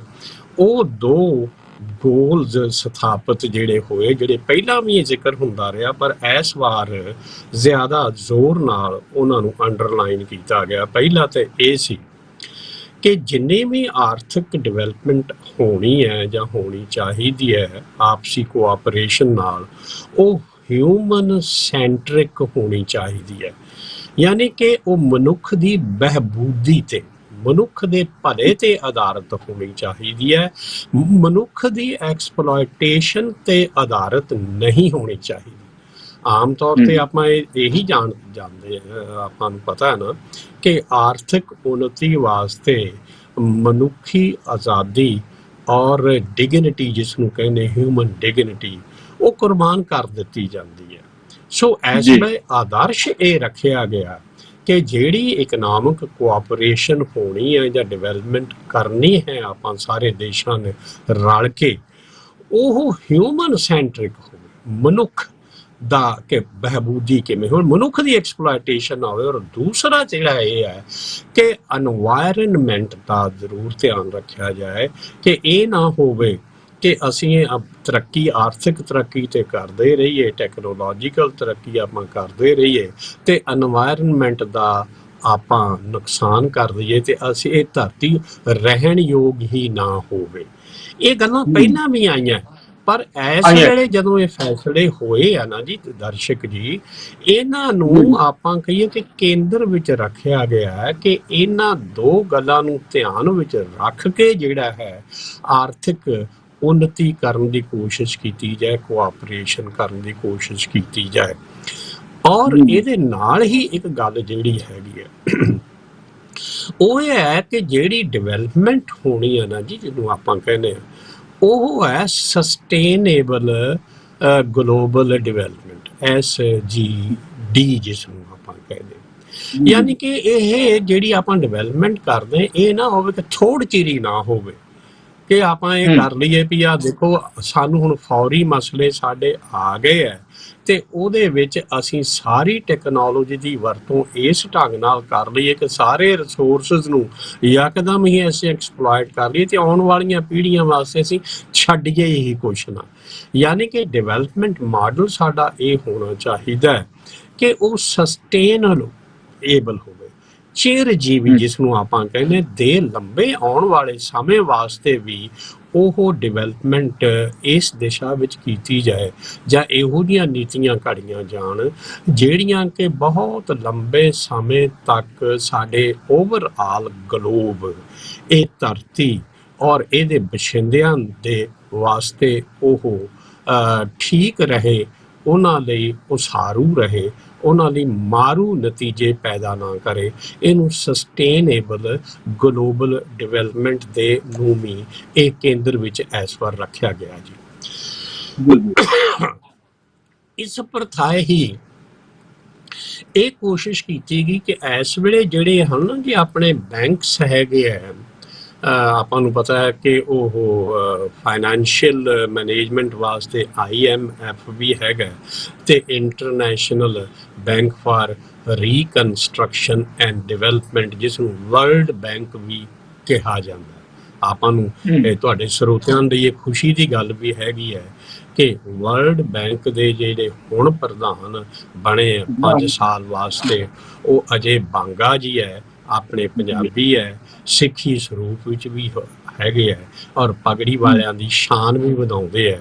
ਉਹ ਇਸ ਵੇਲੇ ਵਰਲਡ ਬੈਂਕ ਦੇ ਪ੍ਰਧਾਨ ਵੀ ਹੈਗੇ 5 ਸਾਲ ਵਾਸਤੇ। ਅਮਰੀਕਾ ਬੇਸ ਨੇ, ਇੰਡੀਅਨ ਅਮਰੀਕਨ ਨੇ, ਪਰ ਪੰਜਾਬੀ ਬੈਕਗਰਾਊਂਡ ਦੇ। ਖੈਰ ਹੁਣ ਇਹ ਮੇਰਾ ਨੁਕਤਾ ਇਹ ਹੈ ਦਰਸ਼ਕ ਜੀ ਕਿ ਇੱਕ ਇਹ ਕਿਹਾ ਗਿਆ ਕਿ ਸਾਨੂੰ ਜਿਹੜੀ ਇਹ ਬੈਂਕਿੰਗ ਸਿਸਟਮ ਵੀ ਹੈਗਾ ਨਾ ਉਹਦੇ ਵਿੱਚ ਵੀ ਸੁਧਾਰ ਦੀ ਲੋੜ ਆ। ਅੰਤਰਰਾਸ਼ਟਰੀ ਬੈਂਕਿੰਗ ਸਿਸਟਮ ਜਿਸ ਨੂੰ ਆਪਾਂ ਕਹਿੰਦੇ ਹਾਂ ਉਹ ਹੈ ਕਿ ਮਲਟੀਲੈਟਰਲ ਡਿਵੈਲਪਮੈਂਟ ਬੈਂਕਸ ਜਿਹੜੇ MDBs ਜਿਸ ਨੂੰ ਆਪਾਂ ਕਹਿੰਦੇ ਹਾਂ ਉਹ ਵਿਕਸਿਤ ਕੀਤੇ ਜਾਣ, ਨਾ ਕਿ ਸਿਰਫ ਇਹ 2 ਬੈਂਕਸ ਤੇ ਹੀ ਆਧਾਰਿਤ ਸਾਡਾ ਇਹ ਜਿਹੜੀ ਵਿਕਾਸ ਦਾ ਮਾਡਲ ਹੈਗਾ IMF ਜਾਂ ਵਰਲਡ ਬੈਂਕ ਦਾ, ਉਹ ਨਹੀਂ, ਸਗੋਂ ਮਲਟੀਲੈਟਰਲ ਲੈਵਲ ਤੇ। ਯਾਨੀ ਕਿ ਆਪਸੀ, ਫਾਰ ਐਗਜ਼ਾਮਪਲ ਇਹ ਹੈ ਕਿ ਬ੍ਰਿਕਸ ਬਣਿਆ ਸੀਗਾ, ਆਪਾਂ ਨੂੰ ਪਤਾ ਹੈ ਨਾ, ਬ੍ਰਿਕ ਕੰਟਰੀ ਦਾ ਗਰੁੱਪ ਹੈਗਾ ਜਿਹਦੇ ਚ ਬ੍ਰਾਜ਼ੀਲ ਹੈਗੀ ਆ, ਰਸ਼ੀਆ ਹੈਗਾ, ਇੰਡੀਆ ਹੈਗਾ, ਚਾਈਨਾ ਹੈਗਾ, ਸਾਊਥ ਅਫਰੀਕਾ ਹੈਗਾ। ਬ੍ਰਿਕਸ ਪਿੱਛੇ ਜੇ ਮੀਟਿੰਗ ਵੀ ਹੋਈ ਆਪਾਂ ਨੂੰ ਪਤਾ ਵੀ ਉਹਨਾਂ ਦੀ ਜਿਹੜੀਆਂ ਇਹ ਦਰਸ਼ਕ ਜੀ ਹੈ ਵੀ ਜਿਹੜੀਆਂ ਛੋਟੀਆਂ ਗਰੁੱਪਸ ਹੈਗੀਆਂ ਉਹ ਆਪਸੀ ਕੋਆਪਰੇਸ਼ਨ ਵਾਸਤੇ ਡਿਵੈਲਪਮੈਂਟ ਵਾਸਤੇ ਕੋਈ ਸਾਂਝਾ ਫੰਡ ਤਿਆਰ ਕਰ ਲੈਣ। ਜ਼ਰੂਰੀ ਨਹੀਂ ਕਿ IMF ਔਰ ਵਰਲਡ ਬੈਂਕ ਹੀ ਹੋਵੇ, ਤਾਂ ਜੋ ਮਿਊਚੁਅਲ ਇੱਕ ਦੂਸਰੇ ਦੀ ਸਹਾਇਤਾ ਵਾਸਤੇ ਫੰਡ ਰੇਜ਼ ਕੀਤੇ ਜਾ ਸਕਣ। ਸੋ ਕਹਿਣ ਤੋਂ ਭਾਵ ਇਹ ਹੈ ਕਿ ਇਹ ਡੀਸੈਂਟਰਲ ਯਾਨੀ ਕਿ ਫਾਈਨੈਂਸ਼ੀਅਲ ਪਾਵਰ ਜਿਹੜੀ ਹੈਗੀ ਹੈ, ਆਪਾਂ ਨੂੰ ਪਤਾ ਹੈ ਕਿ ਉਹ ਡਿਵੈਲਪਡ ਕੰਟਰੀਜ਼ ਜਿਹੜੀਆਂ ਬਹੁਤੀਆਂ ਵੈਸਟਰਨ ਡਿਵੈਲਪ ਕੰਟਰੀਜ਼ ਹੈ, ਹੁਣ ਚਾਈਨਾ ਵਿੱਚ ਆਪਾਂ ਨੂੰ ਪਤਾ ਸ਼ਾਮਲ ਹੈਗਾ, ਪਰ ਜਿਹੜੀਆਂ ਗਲੋਬਲ ਸਾਊਥ ਜਿਸ ਨੂੰ ਕਿਹਾ ਜਾਂਦਾ ਅੰਡਰ ਡਿਵੈਲਪਡ ਕੰਟਰੀਜ਼ ਹੈਗੀਆਂ, ਗਰੀਬ ਮੁਲਕ ਹੈਗੇ ਏਸ਼ੀਆ ਔਰ ਅਫਰੀਕਾ ਦੇ ਔਰ ਮਿਡਲ ਏਸ਼ੀਆ ਦੇ, ਇਹਨਾਂ ਨੂੰ ਵਿਕਸਿਤ ਕਰਨ ਵਾਸਤੇ ਜਿਹੜੇ ਸਾਧਨ ਜਟਾਉਣ ਦੀ ਲੋੜ ਹੈ, ਉਹਨਾਂ ਵਾਸਤੇ ਇਹ ਸਾਨੂੰ ਧਿਆਨ ਵਿੱਚ ਰੱਖਣਾ ਪੈਣਾ ਹੈ ਕਿ ਜੋ ਇਸ ਵੇਲੇ ਸੰਸਥਾਵਾਂ ਹੈਗੀਆਂ, ਜੇ ਉਹ ਸੰਸਥਾਵਾਂ ਸਹਾਈ ਨਹੀਂ ਹੁੰਦੀਆਂ ਇਹਨਾਂ ਦੇਸ਼ਾਂ ਦੇ ਵਿਕਸਿਤ ਹੋਣ ਵਿੱਚ, ਤੇ ਉਹਨਾਂ ਥਾਂ ਨਵੀਆਂ ਸੰਸਥਾਵਾਂ ਸਿਰਜਣ ਵਾਸਤੇ ਵੀ ਯਤਨ ਕਰਨੇ ਚਾਹੀਦੇ ਹੈ। ਇਹ ਗੱਲਾਂ ਆਰਥਿਕ ਖੇਤਰ ਦੇ ਵਿੱਚ ਜੀ ਡਾਕਟਰ ਸਾਹਿਬ ਨੇ ਬੜੀ ਵਿਸਥਾਰਪੂਰਵਕ ਇਹ ਗੱਲ ਦੱਸੀ ਹੈ ਕਿ ਜਿਹੜੀ ਡਿਕਲੇਰੇਸ਼ਨ ਹੋਈ ਹੈ ਵੀ ਉਹਦੇ ਕੀ ਫਾਇਦੇ ਨੇ, ਉਸ ਦਾ ਜਿਹੜਾ ਹੈਗਾ ਦੁਨੀਆ ਦੀ ਸਰੋਕਾਰਾਂ ਨਾਲ ਕੀ ਜੁੜਿਆ ਹੋਇਆ, ਆਮ ਲੋਕਾਂ ਦੇ ਨਾਲ ਉਸ ਦੇ ਕੀ ਜਿਹੜਾ ਹੈਗਾ ਪ੍ਰਭਾਵ ਹੋਊਗਾ। ਗੱਲਬਾਤ ਜਾਰੀ ਰੱਖਦੇ ਆ ਤੇ ਲੈਂਦੇ ਆ ਇੱਕ ਬ੍ਰੇਕ, ਤੇ ਉਸ ਤੋਂ ਬਾਅਦ ਇਹ ਵੀ ਪਤਾ ਕਰਾਂਗੇ ਕਿ ਮੋਦੀ ਸਾਹਿਬ ਨੇ ਸਿਕਿਉਰਿਟੀ ਕਾਉਂਸਲ ਬਾਰੇ ਵੀ ਗੱਲ ਕੀਤੀ ਹੈ ਕਿ ਇਸ ਦਾ ਵਿਸਥਾਰ ਕੀਤਾ ਜਾਵੇ। ਇਸ ਬਾਰੇ ਵੀ ਡਾਕਟਰ ਸਾਹਿਬ ਜਾਣਕਾਰੀ ਦੇਣਗੇ। ਲੈਣੇ ਇੱਕ ਬ੍ਰੇਕ। ਚਰਚਾ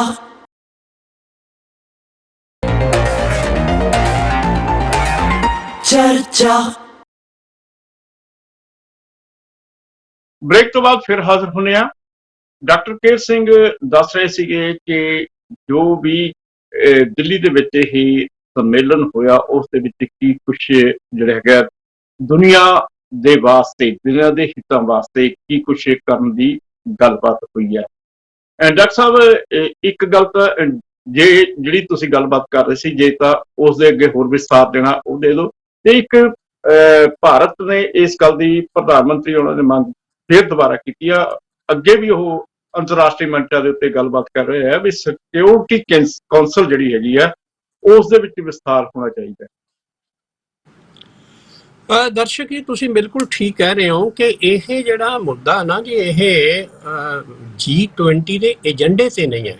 ਇਹ ਜਿਹਨੂੰ ਆਪਾਂ ਕਹਿੰਦੇ ਨਾ ਇਨਫਾਰਮਲ ਜਾਂ ਦੁਵੱਲੀ ਗੱਲਬਾਤ ਹੁੰਦੀ ਹੈ ਦੁਨੀਆ ਭਰ ਦੇ ਲੀਡਰਾਂ ਦੀ ਜਿਹੜੇ ਆਏ ਇੱਥੇ, ਉਹਨਾਂ ਦੀ ਜਿਹੜੀ ਦੁਵੱਲੀ ਗੱਲਬਾਤ ਹੁੰਦੀ ਹੈ ਨਾ, ਜਿਸ ਤਰ੍ਹਾਂ ਅਮਰੀਕਾ ਦੇ ਪ੍ਰੈਜ਼ੀਡੈਂਟ ਨਾਲ ਉਹਨਾਂ ਦੀ ਗੱਲ ਹੋਈ ਤੇ ਹੋਰ ਜਿਹੜੇ ਮੈਂਬਰ ਆਏ ਉਹਨਾਂ ਦੇ ਨਾਲ ਵੀ ਗੱਲ ਹੋਈ, ਤੇ ਉਦੋਂ ਇਹ ਗੱਲ ਮਹਿਸੂਸ ਕੀਤੀ ਜਾਂਦੀ ਹੈ ਕਿ ਜਦੋਂ ਇਹ UN ਬਣਿਆ ਜਾਂ ਸਿਕਿਉਰਿਟੀ ਕਾਉਂਸਲ ਬਣੀ, ਜਿਹਦੇ 5 ਪਰਮਾਨੈਂਟ ਮੈਂਬਰ ਹੈਗੇ ਆ, ਯਾਨੀ ਅਮਰੀਕਾ ਹੈਗਾ, ਬਰਤਾਨੀਆ ਹੈਗਾ, ਫਰਾਂਸ ਹੈਗਾ, UK ਹੈਗਾ, ਚੀਨ ਹੈਗਾ, 5 ਮੈਂਬਰ ਨੇ ਪਰਮਾਨੈਂਟ। ਇਹ ਹੁਣ ਦੀ ਜਿਹੜੀ ਅਵਸਥਾ ਹੈ ਸਿਆਸੀ ਔਰ ਜੀਓਪੋਲੀਟੀਕਲ, ਉਹ ਅਜੋਕੇ ਹਾਲਾਤਾਂ ਨੂੰ ਪੂਰੀ ਤਰ੍ਹਾਂ ਰਿਫਲੈਕਟ ਨਹੀਂ ਕਰਦੀ, ਉਹਨਾਂ ਦੇ ਅਨੁਕੂਲ ਨਹੀਂ ਹੈ। ਸੋ ਇਹ ਗੱਲਾਂ ਤੇ ਚੱਲਦੀਆਂ ਰਹੀਆਂ, ਬੜੇ ਲੰਬੇ ਸਮੇਂ ਤੋਂ ਚੱਲਦੀਆਂ ਰਹੀਆਂ। ਅਮਰੀਕਾ ਔਰ ਹੋਰ ਦੇਸ਼ ਵੀ ਕਹਿੰਦੇ ਆ ਕਿ ਇਹ UN ਦੀ ਜਿਹੜੀ ਹੈ ਰੀਸਟਰਕਚਰਿੰਗ ਹੋਣੀ ਚਾਹੀਦੀ ਹੈ, ਔਰ ਖਾਸ ਕਰਕੇ ਸਿਕਿਉਰਿਟੀ ਕਾਉਂਸਲ ਦੇ ਵਿੱਚ ਮੈਂਬਰ ਜਿਹੜੇ ਹੈਗੇ ਉਹਨਾਂ ਵਿੱਚ ਹੋਰ ਮੈਂਬਰ ਲਏ ਜਾਣਗੇ। ਭਾਰਤ ਦੀ ਪਰਮਾਨੈਂਟ ਮੈਂਬਰਸ਼ਿਪ ਬਾਰੇ ਵੀ ਆਮ ਤੌਰ ਤੇ ਸਹਿਮਤੀ ਹੈਗੀ ਹੈ, ਪਰ ਉਹ ਹੋਣਾ ਨਹੀਂ, ਕਿਉਂਕਿ ਜਿੰਨਾ ਚਿਰ ਚੀਨ ਉੱਥੇ ਬੈਠਾ, ਚੀਨ ਦੇ ਕੋਲ ਇਹ ਵੀਟੋ ਪਾਵਰ ਹੈ, ਜਿਹੜੀਆਂ 5 ਕੰਟਰੀਜ਼ ਦੇ ਕੋਲ ਵੀਟੋ ਪਾਵਰ ਹੈ ਨਾ ਜੀ, ਉਹਨਾਂ ਚਿਰ ਇਹ ਸੰਭਵ ਨਹੀਂ ਹੋਣਾ। ਆਪਾਂ ਨੂੰ ਪਤਾ ਹੈ ਕਿ ਚੀਨ ਦੇ ਨਾਲ ਇਸ ਵੇਲੇ ਪ੍ਰੋਬਲਮ ਹਿੰਦੁਸਤਾਨ ਦੀ ਚੱਲ ਰਹੀ ਹੋਈ ਹੈ। ਸੋ ਇਹ ਨਾ ਏਜੰਡੇ ਤੇ ਨਹੀਂ ਸੀ। ਆਪਾਂ ਦਰਸ਼ਕ ਜੀ ਆਪਣੇ ਸਰੋਤਿਆਂ ਨਾਲ ਗੱਲ ਕਰ ਲਈਏ ਕਿ ਇਹ G20 ਦੇ ਏਜੰਡੇ 'ਚ ਨਹੀਂ ਸੀਗਾ। ਇਹ ਇਨਫਾਰਮਲ ਜਿਹੜੀ ਹੁੰਦਾ ਨਾ ਲੀਡਰਾਂ ਨਾਲ ਗੱਲਬਾਤ ਹੋਣੀ। ਜੇ ਹੁਣ ਇਸੇ ਤਰ੍ਹਾਂ ਹੀ 1-2-3 ਮਸਲੇ ਹੋਰ ਬੜੇ ਇੰਪਾਰਟੈਂਟ ਆਏ, ਚਾਹੇ ਉਹ G20 ਦੇ ਏਜੰਡੇ ਦਾ ਪਾਰਟ ਨਹੀਂ ਹੈ, ਪਰ ਜਿਹੜੀ ਡਿਵੈਲਪਮੈਂਟ ਹੋਈਆਂ ਉਹ ਬੜੀਆਂ ਮਹੱਤਵਪੂਰਨ ਹੋਈਆਂ। ਜਿਸ ਤਰ੍ਹਾਂ ਤੁਸੀਂ ਦੇਖੋ ਕਿ ਜਿਹੜਾ ਇੱਕ ਕੋਰੀਡਰ ਦੀ ਗੱਲ ਹੋਈ ਹੈ ਨਾ, ਮਤਲਬ ਇੰਡੀਆ ਦੀ ਤੇ ਮਿਡਲ ਈਸਟ ਦੀ ਤੇ ਯੂਰਪ ਦੇ ਨੂੰ ਜੋੜਨ ਦੀ ਹੋਈ ਆ, ਆਪਾਂ ਜਿਹਨੂੰ ਕੋਰੀਡੋਰ ਦੀ ਹੋਈ ਨਾ, ਇਕਨੋਮਿਕ ਕੋਰੀਡੋਰ ਬਣਾਉਣ ਦੀ ਹੈਗੀ ਆ। ਉਹ ਤੁਸੀਂ ਦੇਖੋ ਬੜਾ ਮਹੱਤਵਪੂਰਨ ਹੈ। ਚੀਨ ਨੇ ਜਿਸ ਤਰ੍ਹਾਂ ਜੀ BRI ਕੀਤਾ ਹੈ ਨਾ, ਬੈਲਟ ਐਂਡ ਰੋਡ ਇਨੀਸ਼ੀਏਟਿਵ, ਜਿਸ ਨੂੰ ਵੱਖ-ਵੱਖ ਦੇਸ਼ਾਂ ਨੂੰ ਜੋੜਨ ਵਾਸਤੇ ਉਹ ਸੜਕਾਂ ਦਾ ਨਿਰਮਾਣ ਕਰ ਰਿਹਾ ਹੋਇਆ, ਆਪਣਾ ਪ੍ਰਭਾਵ ਬਣਾਉਣ ਦਾ ਕੋਸ਼ਿਸ਼ ਕਰ ਰਿਹਾ ਹੋਇਆ। ਔਰ ਉਹਦੇ ਪੈਰਲਲ ਇਹ ਹੋਇਆ ਹੁਣ ਕਿ Europe, Hindustan, Asia, middle East ਯਾਨੀ ਕਿ ਅਰਬ ਕੰਟਰੀ ਜਿਸ ਨੂੰ ਆਪਾਂ ਕਹਿੰਦੇ ਆ, ਤੇ ਅੱਗੇ ਯੂਰਪ, ਇਹਨਾਂ ਨੂੰ ਰੇਲ ਰਾਹੀਂ ਤੇ ਪਾਣੀ ਰਾਹੀਂ ਜੋੜਿਆ ਜਾਏ। ਇਹਦਾ ਇਹ ਫੈਸਲਾ ਹੋ ਗਿਆ ਉਹਦੇ ਵਿੱਚ। ਇਹ ਉਹਦੇ ਚ ਚੀਨ ਜਿਹੜਾ ਹੈ, ਜੇ ਚੀਨ ਇਹਦੇ ਨਾਲ ਸਹਿਮਤ ਨਹੀਂ ਸੀ, ਉਹਦੀ ਰਿਜ਼ਰਵੇਸ਼ਨ ਹੈਗੀ ਹੈ, ਇਸੇ ਕਰਕੇ G20 ਚ ਨਹੀਂ ਹੈ। ਇਹ ਬਾਕੀ ਦੇਸ਼ ਉਹਦੇ ਸਹਿਮਤ, ਜਿਸ ਤਰ੍ਹਾਂ ਆਪਾਂ ਕਹਿੰਦੇ ਆ ਕਿ ਅਰਬ ਵਰਲਡ ਦੇ ਲੋਕ, ਜਿਸ ਤਰ੍ਹਾਂ ਸਾਊਦੀ ਅਰੇਬੀਆ ਹੈਗਾ, UAE ਹੈਗਾ, ਉਹ ਇਹਦੇ ਨਾਲ ਸਹਿਮਤ ਹੋਇਆ, ਹਿੰਦੁਸਤਾਨ ਹੋਇਆ, ਬਾਕੀ ਵੈਸਟ ਦੀਆਂ ਸਾਰੀਆਂ ਕੰਟਰੀਜ਼ ਇਹਦੇ ਨਾਲ ਸਹਿਮਤ ਹੋਈਆਂ, ਯੂਰੋਪੀਅਨ ਯੂਨੀਅਨ ਸਨ, ਯਾਨੀ ਕਿ ਬਾਕੀ ਸਾਰੇ ਮੈਂਬਰ ਇਹਦੇ ਵਿੱਚ ਸਹਿਮਤ ਹੋਏ। ਇਹ G20 ਦਾ ਏਜੰਡਾ ਨਹੀਂ ਸੀਗਾ, ਇਹ G20 ਤੋਂ ਪਰੇ ਹੋ ਕੇ ਜਿਹੜਾ ਹੋਇਆ ਨਾ, ਇਹ ਇਸ ਤਰ੍ਹਾਂ ਦਾ ਇੱਕ ਇਕਨੋਮਿਕ ਡਿਵੈਲਪਮੈਂਟ ਲਈ ਇਸ ਤਰ੍ਹਾਂ ਦਾ ਕੀਤਾ ਜਾ। ਇੱਦਾਂ ਹੀ ਇੱਕ ਹੋਰ ਜਿਹੜਾ ਫੈਸਲਾ ਹੋਇਆ ਨਾ ਜੀ, ਉਹ ਵੀ G20 ਦੇ ਏਜੰਡੇ ਦੇ ਨਾਲ ਜੁੜਿਆ ਹੋਇਆ ਜ਼ਰੂਰ ਹੈ, ਉਹ এনवायरमेंट ਨਾਲ ਹੈ। ਇਹਨੂੰ ਕਹਿੰਦੇ ਬਾਇਓਫਿਊਲ ਦਾ, ਜਿਸ ਨੂੰ ਆਪਾਂ ਕਹਿੰਦੇ ਆ ਕਿ ਉਹ ਜਦੋਂ ਬਾਇਓਫਿਊਲ ਦਾ ਗੱਲ ਕਰਦੇ ਹੈਗੇ ਆ, ਤੇ ਉਹ ਆਪਣੀ ਨਿਰਭਰਤਾ ਜਿਹੜੀ ਹੈਗੀ ਆ ਪੈਟਰੋਲੀਅਮ ਤੇ ਘਟਾਉਣ ਵਾਸਤੇ ਜਿਹੜਾ ਫੈਸਲਾ ਹੋਇਆ, ਉਹ ਵੀ ਬੜਾ ਮਹੱਤਵਪੂਰਨ ਫੈਸਲਾ ਹੋਇਆ। ਦਰਸ਼ਕ ਜੀ, ਜਿਹੜੀ ਇੱਕ ਮੈਂ ਪਹਿਲਾਂ ਗੱਲ ਕਰ ਰਿਹਾ ਸੀ ਨਾ, ਜਿਹੜਾ ਇਹ ਇੱਕ ਜੋੜਨ ਦੀ ਕੋਸ਼ਿਸ਼ ਕਰਨੀ ਹੈ ਹਿੰਦੁਸਤਾਨ ਤੋਂ ਲੈ ਕੇ ਮਿਡਲ ਈਸਟ ਤੇ ਫਿਰ ਯੂਰਪ, ਉਹਦੇ ਨਾਲ ਇਹ ਵੀ ਨਾਲ ਕੀਤਾ ਗਿਆ ਹੋਇਆ ਕਿ ਜਿਹੜਾ ਆਪਣਾ ਹੈ ਨਾ ਜੀ, ਇਹ ਅੱਜ ਕੱਲ੍ਹ ਡਿਜੀਟਲ ਆਪਾਂ ਕਹਿੰਦੇ ਹਾਂ ਡਿਵਾਈਸਿਸ ਹੈਗੀਆਂ, ਯਾਨੀ ਕਿ ਆਰਟੀਫਿਸ਼ੀਅਲ ਇੰਟੈਲੀਜੈਂਸ ਹੈਗੀ ਹੈ, ਕੰਪਿਊਟਰਾਈਜੇਸ਼ਨ ਹੈਗੀ ਹੈ, ਔਰ ਇਹਦੇ ਰਾਹੀਂ ਵੀ ਲਿੰਕ ਸਥਾਪਿਤ ਹੋਏਗਾ, ਜਿਹਦੇ ਨਾਲ ਜਾਣਕਾਰੀ ਬਹੁਤ ਛੇਤੀ ਇੱਕ ਦੂਸਰੇ ਨਾਲ ਸਾਂਝੀ ਹੋ ਸਕਦੀ ਹੈ। ਔਰ ਜਦੋਂ ਸਾਂਝੀ ਹੋ ਸਕਦੀ ਹੈ ਤੇ ਸਪਲਾਈ ਚੇਨ, ਜਿਸ ਨੂੰ ਆਪਾਂ ਕਹਿੰਦੇ, ਚਾਹੇ ਖਾਦ ਖੁਰਾਕ ਦੀਆਂ ਚੀਜ਼ਾਂ ਹੋਣ, ਚਾਹੇ ਉਹ ਖਾਦ ਹੋਵੇ, ਚਾਹੇ ਖਾਣ ਵਾਲੀਆਂ ਚੀਜ਼ਾਂ ਹੋਣ, ਉਹ ਜਿਹਨੂੰ ਸਪਲਾਈ ਚੇਨ ਕਹਿੰਦੇ ਆ ਨਾ ਜੀ, ਉਹ ਵੀ ਬੜੀ ਫਾਸਟ ਹੋ ਜਾਏਗੀ। ਸੋ ਉਹ ਵੀ ਇਹਦੇ ਵਿੱਚ ਫੈਸਲਾ ਕੀਤਾ ਗਿਆ ਹੋਇਆ। ਔਰ ਹੋਰ ਗੱਲਾਂ ਵੀ ਬਹੁਤ ਹੋਈਆਂ ਦਰਸ਼ਕ ਜੀ ਇਹਦੇ ਵਿੱਚ, ਸੌਰੀ, ਕਿ ਹੈਲਥ ਸੰਬੰਧੀ ਵੀ ਹੋਇਆ, ਕਿ ਜਿਸ ਤਰ੍ਹਾਂ ਆਪਾਂ ਨੂੰ ਪਤਾ ਹੈ ਕਿ ਪਹਿਲਾਂ ਕੋਵਿਡ ਵੇਲੇ ਹੋਇਆ ਸੀਗਾ, ਤੇ ਉਹ ਜਿਹੜੀਆਂ ਬੰਦਸ਼ਾਂ ਕੁਝ ਕੰਟਰੀਜ਼ ਲਾਉਂਦੀਆਂ ਹੈਗੀਆਂ, ਉਹ ਘੱਟ ਲੱਗਣ, ਔਰ ਨਵੀਆਂ ਲੱਭਤਾਂ ਜਿਹੜੀਆਂ ਖੋਜਾਂ ਹੈਗੀਆਂ, ਉਹ ਸਿਹਤ ਵਾਸਤੇ ਉਹ ਵੱਖ-ਵੱਖ ਕੰਟਰੀਜ਼ ਨੂੰ ਉਪਲਬਧ ਹੋਣ। ਉਹ ਇਹ ਵੀ ਗੱਲ ਉੱਥੇ ਜ਼ਿਕਰ ਆਈ। ਇਸੇ ਤਰ੍ਹਾਂ ਜੈਂਡਰ ਜਿਹੜੀ ਇਨਇਕੁਐਲਿਟੀ ਹੈਗੀ ਆ, ਉਹਨੂੰ ਕਿਸ ਤਰ੍ਹਾਂ ਦੂਰ ਕੀਤਾ ਜਾਏ, ਔਰ ਡਿਜੀਟਾਈਜ਼ ਕਿਸ ਤਰ੍ਹਾਂ ਕੀਤਾ ਜਾਏ, ਇਹ ਸਾਰੇ ਮਸਲੇ ਉਹਦੇ ਵਿੱਚ ਹੀ ਆਏ ਹੈ ਸਾਰੇ। ਸੋ ਕੁੱਲ ਮਿਲਾ ਕੇ ਕਿਹਾ ਜਾਏ, ਮੈਂ ਜਿਹੜੀ ਜੇ ਸਮ ਅਪ ਕਰਨਾ ਚਾਹਾਂ ਤਾਂ ਉਹ ਇਹ ਹੈ ਕਿ ਆਰਥਿਕ ਕੋਆਪਰੇਸ਼ਨ, ਜਿਸ ਨੂੰ ਆਪਾਂ ਕਹਿੰਦੇ ਹਾਂ ਸਹਿਯੋਗ, ਤੇ ਵਿੱਤੀ ਅਵਸਥਾ ਨੂੰ ਤੰਦਰੁਸਤ ਰੱਖਣ ਵਾਸਤੇ ਜੋ ਫੈਸਲੇ ਲੈ ਗਏ, ਉਹ ਬਹੁਤ ਉਚਿਤ ਦਿਸ਼ਾ ਵਿੱਚ ਹੋਏ।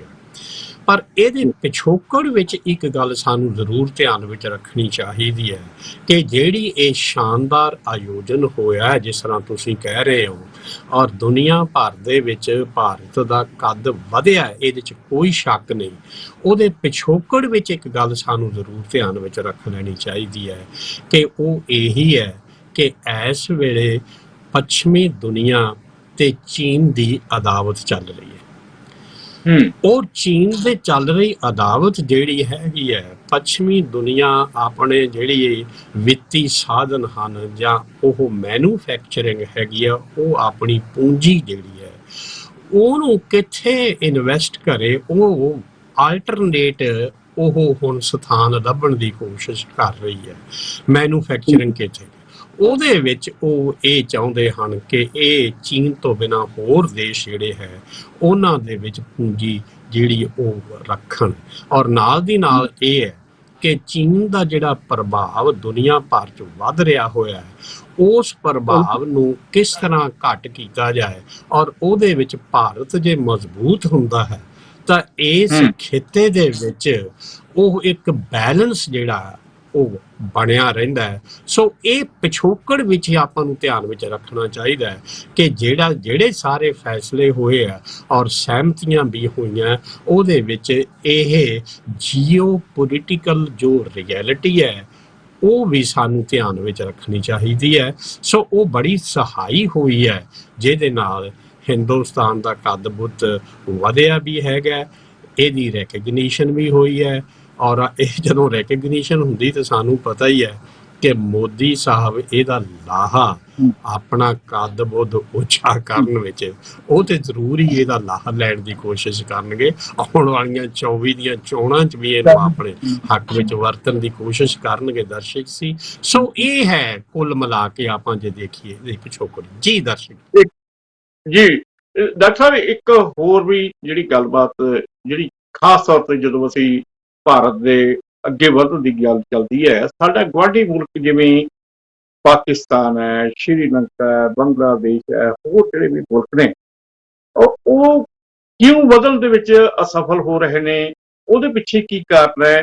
ਕੀ ਭਾਰਤ ਦੀ ਜਿਹੜਾ ਲੋਕਤੰਤਰ ਆ ਉਹ ਮਜ਼ਬੂਤ ਹੋਣ ਕਰਕੇ ਹੋ ਰਿਹਾ ਹੈ, ਜਾਂ ਸਾਡੀ ਜਿਹੜੀ ਲੀਡਰਸ਼ਿਪ ਹੈ ਉਹ ਜਿਹੜੀ ਹੈਗੀ ਹੈ ਉਸ ਤਰੀਕੇ ਦੇ ਨਾਲ, ਜਿਵੇਂ ਪਾਕਿਸਤਾਨ ਦੇ ਵਿੱਚ ਰੋਜ਼ ਹੀ ਸਰਕਾਰਾਂ ਉਲਟ ਜਾਂਦੀਆਂ ਨੇ, ਇਹ ਵੀ ਕੋਈ ਕਾਰਨ ਹੈ? ਦੇਖੋ, ਇਹ ਜਿਹੜਾ ਕਹਿੰਦੇ ਵੀ ਇਹਦੇ 'ਚ ਨਾ ਲੋਕਤੰਤਰੀ ਸਰਕਾਰ ਹੋਏ ਜਾਂ ਗੈਰ ਲੋਕਤੰਤਰੀ ਹੋਏ, ਇਸ ਦਾ ਡਿਵੈਲਪਮੈਂਟ ਦੇ ਨਾਲ ਕੋਈ ਸਿੱਧਾ ਨਹੀਂ ਹੁੰਦਾ। ਜਿਵੇਂ ਆਪਾਂ ਨੇ ਦੇਖਿਆ ਜਦ ਚੀਨ ਦੀ ਤਾਂ ਲੋਕਤੰਤਰੀ ਸਰਕਾਰ ਨਹੀਂ ਹੈ ਨਾ ਜੀ, ਆਪਾਂ ਨੂੰ ਪਤਾ ਹੈ ਵਨ ਪਾਰਟੀ ਰੂਲ ਹੈਗਾ ਤੇ ਉਹ ਕਮਾਂਡ ਇਕਨੋਮੀ ਇਹਨੇ ਵੀ ਹੈਗੀ ਉਹਦੇ 'ਚ। ਤੇ ਪਾਕਿਸਤਾਨ ਵੀ ਜਿਹੜਾ ਕਿਸੇ ਵੇਲੇ ਬਹੁਤ ਵਿਕਸਿਤ ਸੀਗਾ, ਪਰ ਉੱਥੇ ਦੀ ਸਮੱਸਿਆ ਇਹ ਹੈ ਕਿ ਉੱਥੇ ਪੋਲੀਟੀਕਲ ਇਨਸਟੇਬਿਲਿਟੀ ਜਿਹੜੀ ਹੈ ਨਾ ਉਹ ਬਹੁਤ ਜ਼ਿਆਦਾ ਹੈਗੀ ਹੈ, ਔਰ ਆਰਮੀ ਰੂਲ ਜਿਹੜਾ ਵਾਰ-ਵਾਰ ਉੱਥੇ ਹੁੰਦਾ ਹੈ। ਔਰ ਜਦੋਂ ਇੱਕ ਵਾਰ ਆਰਥਿਕਤਾ ਉਖੜ ਜਾਂਦੀ ਹੈ ਨਾ ਜੀ, ਉਹ ਫਿਰ ਬੜੀ ਸਮੱਸਿਆ ਹੋ ਜਾਂਦੀ ਹੈ। ਪਾਕਿਸਤਾਨ ਦੀ ਇੱਕ ਸਮੱਸਿਆ ਇਹ ਵੀ ਹੈਗੀ ਹੈ ਕਿ ਉੱਥੇ ਜਗੀਰੂ ਅਨਸਰ ਜਿਹੜੇ ਹੈਗੇ ਆ ਨਾ ਜੀ ਆਪਣੇ ਦਰਸ਼ਕ ਜੀ, ਯਾਨੀ ਕਿ ਫਿਊਡਲ ਅਨਸਰ ਜਿਹੜੇ ਹੈ ਅਜੇ ਉਹ ਭਾਰੂ ਹੈ, ਔਰ ਉੱਥੇ ਜਿਸ ਨੂੰ ਕਹੀਏ ਕਿ ਮਿਡਲ ਕਲਾਸ ਪੂਰੀ ਤਰ੍ਹਾਂ ਵਿਕਸਿਤ ਉੱਥੇ ਨਹੀਂ ਹੋਈ ਜਿਸ ਤਰ੍ਹਾਂ ਕਿ ਹਿੰਦੁਸਤਾਨ ਵਿੱਚ ਹੋ ਚੁੱਕੀ ਹੋਈ ਹੈ। ਔਰ ਜਦੋਂ ਇੱਕ ਵਾਰ ਆਰਥਿਕਤਾ ਵਿਗੜ ਜਾਏ ਤੇ ਫਿਰ ਤੁਸੀਂ ਮੰਗਤਾਂ ਵਾਲਾ ਜਿਹੜਾ ਹੈ ਉਹ ਕੌਲਾ ਫੜ ਕੇ ਦਰ ਫਿਰਦੇ ਰਹਿੰਦੇ ਹੋ। ਕਦੇ IMF ਚਲੇ ਗਏ, ਕਦੇ ਮੁਸਲਿਮ ਕੰਟਰੀਜ਼ ਦੀ ਆਰਗੇਨਾਈਜੇਸ਼ਨ ਕੋਲ ਚਲੇ ਗਏ, ਕਦੇ ਚੀਨ ਦੇ ਕੋਲ। ਹੁਣ ਚੀਨ ਜਿਹੜਾ ਚੱਲ ਰਿਹਾ ਹੈ ਨਾ ਜੀ, ਚੀਨ ਦੀ ਸਮੱਸਿਆ ਜਿਹੜੀ ਇਹ ਲੋਕ ਕੰਟਰੀ 'ਚ ਇਨਵੈਸਟ ਕਰਦਾ ਨਾ, ਚੀਨ ਆਪਣਾ ਹਿੱਤ ਧਿਆਨ ਵਿੱਚ ਰੱਖ ਕੇ ਕਰਦਾ, ਬਹੁਤ ਵੱਡਾ ਉਹ ਆਪਣੀ ਐਕਸਪਲੋਇਟੇਸ਼ਨ ਕਰਦਾ। ਲੰਕਾ ਵੀ ਇਸੇ ਕਰਕੇ ਮੁੜ ਰਿਹਾ ਨਾ ਚੀਨ ਤੋਂ, ਔਰ ਪਾਕਿਸਤਾਨ ਨੂੰ ਕਿਸੇ ਵੇਲੇ ਇਹ ਅਕਲ ਆ ਜਾਣੀ ਹੈ ਕਿ ਚੀਨ ਦੇ ਨਾਲ ਜਿਹੜੀ ਉਹ ਇਸ ਤਰ੍ਹਾਂ ਦੀ ਕੋਆਪਰੇਸ਼ਨ ਕਰ ਰਿਹਾ ਹੋਇਆ ਉਹ ਉਹਦੇ ਹਿੱਤ ਵਿੱਚ ਨਹੀਂ ਹੈ। ਸੋ ਇਹ ਹਿੰਦੁਸਤਾਨ ਦੇ ਵਿੱਚ ਸਮਝ ਲਓ ਕਿ ਇਹ ਜ਼ਰੂਰੀ ਨਹੀਂ ਹੈ ਕਿ ਲੋਕਤੰਤਰੀ ਨਿਜ਼ਾਮ ਹੈ, ਪਰ ਮੁੱਢਲੇ ਤੌਰ ਤੇ ਇਹੀ ਹੈ। ਫਾਰਮ ਆਫ ਗਵਰਨਮੈਂਟ ਦੇ ਇਸ਼ੂ ਤੇ ਹੋਵੇ ਤੇ ਚਾਈਨਾ ਦਾ ਆਪਾਂ ਜ਼ਿਕਰ ਕੀਤਾ। ਸਟੇਬਲ ਗਵਰਨਮੈਂਟ ਜਿਹੜੀ ਹੈ, ਜਦੋਂ ਸਟੇਬਲ ਗਵਰਨਮੈਂਟ ਹੋਏ ਦਰਸ਼ਕ ਜੀ, ਤੇ ਉਹਦੇ ਵਿੱਚ ਵਿਕਾਸ ਦੀਆਂ ਸੰਭਾਵਨਾਵਾਂ ਵਧੇਰੇ ਹੁੰਦੀਆਂ। ਹਿੰਦੁਸਤਾਨ ਵਿੱਚ ਕਾਫੀ ਲੰਬੇ ਸਮੇਂ ਤੋਂ ਸਟੇਬਲ ਗਵਰਨਮੈਂਟ, ਆਪਾਂ ਨੂੰ ਪਤਾ ਹੀ ਹੈ ਕਿ ਮੋਦੀ ਸਾਹਿਬ ਦੇ ਆਉਣ ਤੋਂ ਪਹਿਲਾਂ 10 ਵਾਰੀ ਮਨਮੋਹਨ ਸਿੰਘ ਹੋਣੀ ਵੀ ਰਹੇ ਤੇ ਸਟੇਬਲ ਗਵਰਨਮੈਂਟ ਰਹੀ ਹੈ। ਸੋ ਜਦੋਂ ਸਟੇਬਲ ਗਵਰਨਮੈਂਟ ਰਹਿੰਦੀ ਹੈ ਤੇ ਆਰਥਿਕ ਨੀਤੀਆਂ ਜਿਹੜੀਆਂ ਠੀਕ ਉਲੀਕੀਆਂ ਜਾਂਦੀਆਂ, ਉਦੋਂ ਸੰਭਾਵਨਾਵਾਂ ਵਧੇਰੇ ਹੁੰਦੀਆਂ। ਤਾਂ ਇਸੇ ਕਰਕੇ ਮੈਨੂੰ ਲੱਗਦਾ ਕਿ ਮੇਨ ਫੈਕਟਰ ਇਹ ਹੈ, ਸਟੇਬਲ ਗਵਰਨਮੈਂਟ ਦਾ ਹੈਗਾ। ਪਾਕਿਸਤਾਨ ਦੀ ਸਟੇਬਿਲਿਟੀ ਨਹੀਂ ਹੈ। ਸੋ ਇਹ ਹੈ ਮੈਨੂੰ ਲੱਗਦਾ ਦਰਸ਼ਕ ਜੀ। ਠੀਕ ਹੈ ਡਾਕਟਰ ਸਾਹਿਬ, ਇੱਕ ਕੁਝ ਛੋਟੇ ਜਿਹੇ ਸਮੇਂ ਵਾਸਤੇ ਮੈਨੂੰ ਇਹ ਦੱਸੋ ਕਿ ਭਾਰਤ ਡਿਪਲੋਮੈਟਿਕ ਪੱਧਰ ਦੇ ਉੱਤੇ ਹੁਣ ਕਿੱਥੇ ਖੜਾ ਹੈ? ਤੇ ਤੁਹਾਨੂੰ ਆਪਾਂ ਦੇਖ ਹੀ ਰਿਹਾ ਅਮਰੀਕਾ ਨਾਲ ਵੀ ਵਧੀਆ ਸੰਬੰਧ, ਰੂਸ ਨਾਲ ਵੀ ਵਧੀਆ ਸੰਬੰਧ, ਤੇ ਇਸ ਤਰੀਕੇ ਦੇ ਨਾਲ ਜੋ ਤਵਾਜ਼ਨ ਰੱਖ ਰਿਹਾ ਉਸ ਨੂੰ ਤੁਸੀਂ ਕਿਸ ਤਰੀਕੇ ਨਾਲ ਸਮਝਦੇ ਹੋ? ਇਹ ਬਿਲਕੁਲ ਤੁਸੀਂ ਠੀਕ ਕਹਿ ਰਹੇ ਹੋ ਕਿ ਡਿਪਲੋਮੈਟਿਕ ਰਿਲੇਸ਼ਨ ਜਿਹੜੇ ਨੇ ਉਹ G20 ਨਾਲ ਤਾਲੁਕ ਨਹੀਂ ਸੀ, ਆਪਾਂ ਤਾਂ ਜ਼ਿਕਰ ਨਹੀਂ ਸੀ ਕਰ ਰਹੇ, ਪਰ ਸਵਾਲ ਤੁਹਾਡਾ ਵਾਜਬ ਹੈ ਕਿ ਇਹ ਹਿੰਦੁਸਤਾਨ ਦੀ ਜਿਹੜੀ ਪ੍ਰੈਜ਼ੈਂਟ ਲੀਡਰਸ਼ਿਪ ਦੀ ਮੈਂ ਇਹ ਸਮਝਦਾ ਪ੍ਰਾਪਤੀ ਹੀ ਹੈ। ਕਿ ਉਹਨੇ ਮਤਲਬ ਦੋਨੋਂ ਬਲਾਕਸ ਜਿਹੜੇ ਹੈਗੇ ਆ ਉਹਨਾਂ ਨਾਲ ਸੰਬੰਧ ਠੀਕ ਰੱਖਿਆ, ਜਿਸ ਦਾ ਜ਼ਿਕਰ ਆਪਾਂ ਪਹਿਲਾਂ ਵੀ ਕੀਤਾ ਕਿ ਰੂਸ ਯੂਕਰੇਨ ਦੀ ਲੜਾਈ ਚੱਲ ਰਹੀ ਹੈ ਇਸ ਵੇਲੇ, ਉਹਦੇ ਵਿੱਚ ਹਿੰਦੁਸਤਾਨ ਨੇ, ਇੰਡੀਆ ਨੇ, ਭਾਰਤ ਨੇ ਆਪਣੇ ਹਿੱਤ ਨੂੰ ਧਿਆਨ ਵਿੱਚ ਰੱਖਦੇ ਹੋਏ ਉਹਨਾਂ ਨੇ ਉਹ ਨੀਤੀ ਅਡਾਪਟ ਕੀਤੀ, ਅਪਰੋਚ ਕੀਤੀ। ਉਹਨਾਂ ਨੇ ਵਿਗਾੜੀ ਨਹੀਂ ਹੈ, ਕਿਉਂਕਿ ਰੂਸ ਵੀ ਹਮੇਸ਼ਾ ਹਿੰਦੁਸਤਾਨ ਦੇ ਨਾਲ, ਭਾਰਤ ਦੇ ਨਾਲ ਖੜਾ ਰਿਹਾ ਹੈ। ਸੋ ਉਹਨਾਂ ਨੇ ਵੈਸਟਰਨ ਪਾਵਰ ਦੇ ਕਹੇ ਤੇ ਆਖੇ ਲੱਗ ਕੇ ਕੋਈ ਅਜਿਹੀ ਬਿਆਨ ਨਹੀਂ ਦਿੱਤਾ, ਕੋਈ ਇਹੋ ਜਿਹੀ ਨੀਤੀ ਨਹੀਂ ਅਡਾਪਟ ਕੀਤੀ ਜਿਹਦੇ ਨਾਲ ਇਹ ਲੱਗੇ ਕਿ ਇਹ ਪੱਛਮੀ ਦੇਸ਼ਾਂ ਦਾ ਦੁਮਛੱਲਾ ਬਣ ਗਿਆ ਹੋਇਆ। ਪੱਛਮੀ ਦੇਸ਼ਾਂ ਨੂੰ ਲੋੜ ਹੈ ਭਾਰਤ ਦੀ, ਉਹਨਾਂ ਨਾਲ ਕੋਆਪਰੇਟ ਕਰਨਾ ਚਾਹੀਦਾ, ਇਹ ਹਿੰਦੁਸਤਾਨ ਦੇ ਹਿੱਤ ਵਿੱਚ ਹੈ। ਸੋ ਉਹ ਹਿੰਦੁਸਤਾਨ ਕਰ ਵੀ ਰਿਹਾ ਹੋਇਆ, ਔਰ ਨਾਲ ਦੀ ਨਾਲ ਇਹ ਹੈ ਕਿ ਉਹ ਰੂਸ ਦੇ ਨਾਲ ਵੀ ਆਪਣੇ ਸੰਬੰਧ ਉਹਨੇ ਠੀਕ ਰੱਖੇ। ਔਰ ਇਸੇ ਤਰ੍ਹਾਂ ਤੁਸੀਂ ਦੇਖੋ ਕਿ ਪੱਛਮੀ ਦੇਸ਼, ਖਾਸ ਕਰਕੇ ਅਮਰੀਕਾ, ਜਿਹਨੂੰ ਆਪਾਂ ਕਹਿੰਦੇ ਕਿ ਉਹਨਾਂ ਦੇ ਈਰਾਨ ਨਾਲ ਵੀ ਪੰਗਾ ਚੱਲ ਰਿਹਾ ਨਾ ਜੀ, ਤੇ ਹਿੰਦੁਸਤਾਨ ਯਾਨੀ ਕਿ ਇੰਡੀਆ ਭਾਰਤ ਦਾ ਸੰਬੰਧ ਈਰਾਨ ਨਾਲ ਵੀ ਬਹੁਤ ਅੱਛਾ ਹੈ।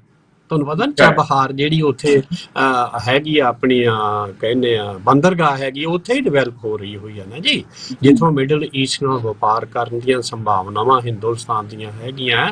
ਉਹ ਇਹ ਹੈ ਕਿ ਇੰਡੀਆ ਨੇ, ਇੰਡੀਆ ਦੀ ਲੀਡਰਸ਼ਿਪ ਨੇ ਆਪਣੀ ਸੁਤੰਤਰ ਅੰਤਰਰਾਸ਼ਟਰੀ ਨੀਤੀ ਅਡਾਪਟ ਕੀਤੀ ਹੈ, ਕਿਸੇ ਗਰੁੱਪ ਜਾਂ ਕਿਸੇ ਦੇਸ਼ ਦੇ ਪਿਛਲੱਗ ਲੱਗ ਕੇ ਨਹੀਂ।